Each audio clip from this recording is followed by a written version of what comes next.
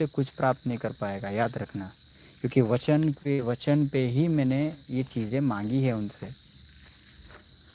कब, जब गुरु दीक्षा लिया था ना, तब भी मैंने वचन लिया था उनसे कि अगर आप मुझसे जुड़ते हो, मेरे संप्रदाय से जुड़ते हो, माँ मसाने मेरी साधना गुरुकुल अघोर संप्रदाय से जुड़ते हो, तो मेरी विचारधारा अनुसार आपको चलना होगा। अगर बाहरी आवरण में अगर आप आ गए, बाहरी समाज की विचारधारा पे अगर आप चले, या किसी दूसरे संप्रदाय के गुरुओं की विचारधारा अनुसार अगर चले, तो मेरी शक्ति या मेरा जो शिक्षण है वो किसी काम का नहीं रहेगा।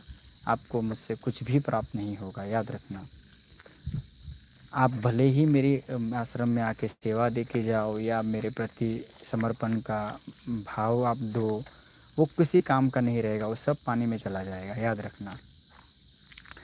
तो मैं आपके फ़ायदे के लिए मैं कह रहा हूँ कि अगर आप लोग, मतलब अगर आप लोग आपका फ़ायदा कराना चाहते हैं, या फिर आप मन से अघोर बनना चाहते हैं, एक अच्छे साफ सुथरे साधक बनना चाहते हैं, तो उसके लिए आपको अपनी तुच्छ इच्छाओं को त्याग करना होगा।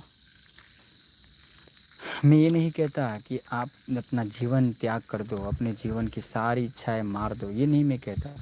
आप संसार की हर इच्छा जी सकते हैं, हर इच्छा पूर्ण कर सकते हैं, लेकिन उसमें उसी को अपना मेन टारगेट रखना, उसी को अपना सब संपूर्ण मान लेना, ये गलत बात है।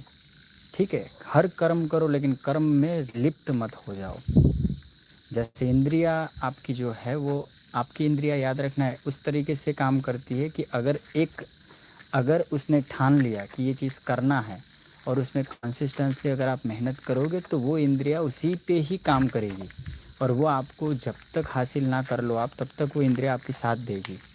लेकिन वो कौन बताएगा कि कौन कौन सी ओर आपकी इंद्रियों को मोड़ना चाहिए, अच्छे की ओर या बुरे की ओर? तो वो सब चीज़ें एक गुरु बताते हैं, क्योंकि आपसे गलती हो सकती है, एक गुरु से नहीं होगा।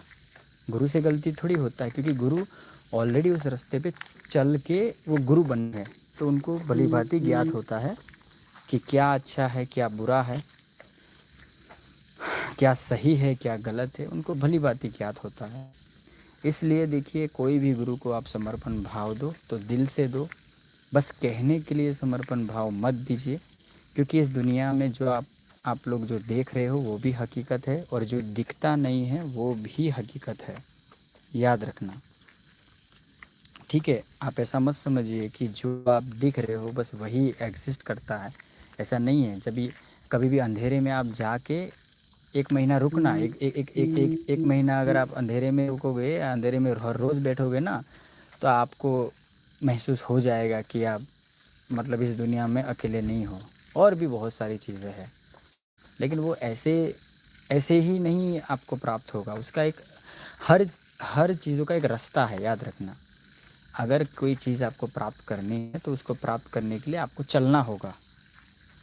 और आपको चलना कौन सिखाएंगे? आपको चलना और दिशा जो देंगे वो गुरु देंगे, और चलना गुरु सिखाएंगे।